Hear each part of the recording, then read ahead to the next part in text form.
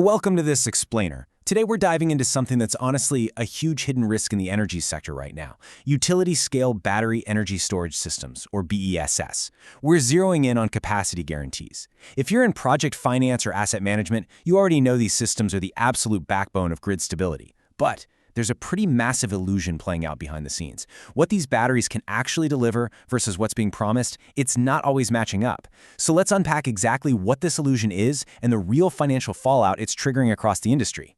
We're kicking things off with this question today because it is a total pain point right now. Are insurance conditions throwing a wrench into your financial closes?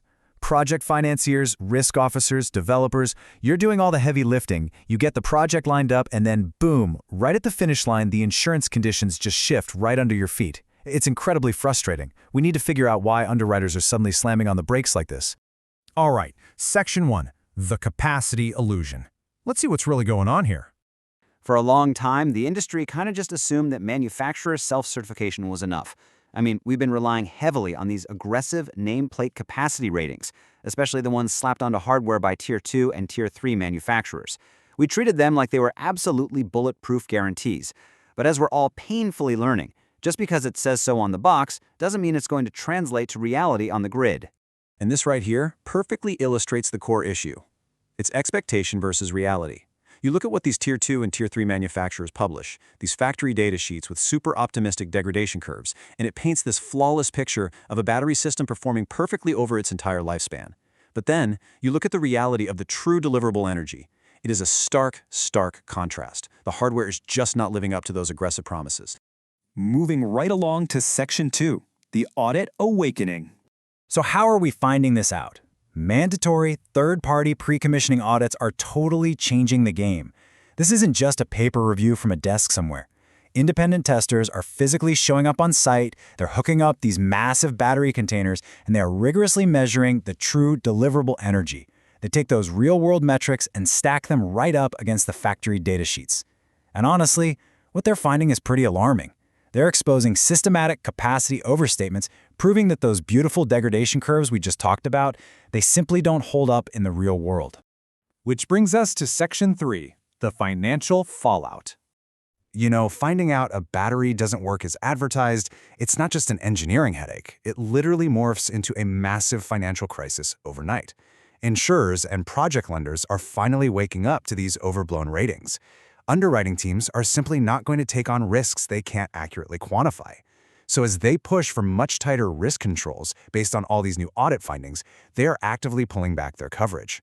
And if they aren't pulling it entirely, they are hiking those deductibles through the roof. The risk? It's being shoved right back onto the laps of the project sponsors.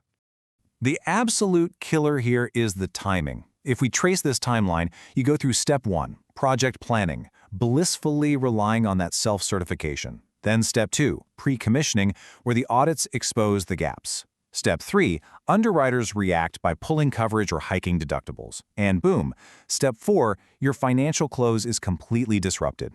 They hit you with this right before the finish line. It throws an absolute wrench into the entire process at the most vulnerable possible moment for a developer. So the harsh reality of utility-scale BESS development today boils down to this quote right here. Relying on manufacturer self-certification is proving to be an expensive gamble. Project sponsors who honestly thought their capacity guarantees were completely bulletproof are realizing just how catastrophic it can be to just take the manufacturer's word for it. It is, without a doubt, a massive gamble you probably don't want to take. All right, let's get into solutions. Section 4, due diligence strategies. Now that we know what we're up against, here's the actionable playbook you need to secure your financing without the last-minute chaos. You really have to stick to these 3 steps. First, absolutely mandate independent third-party pre-commissioning audits. Seriously, no more just accepting self-certification. Second, ensure those auditors are measuring the true deliverable energy directly against the data sheets. And third, and honestly the most important, you have to catch these capacity gaps early, way before you sit down with your underwriting teams. You need to know exactly what you're insuring before they do. So I'm going to leave you with this final, provocative thought to take back to your risk officers and your project financiers today. Are your technical audits actually rigorous enough to catch these gaps early on? Because waiting until your financial close to find out your batteries don't match their nameplate capacity, well, that's just an expensive gamble you simply cannot afford to take. Thanks for joining me for this explainer, and definitely make sure you take a hard look at those data sheets.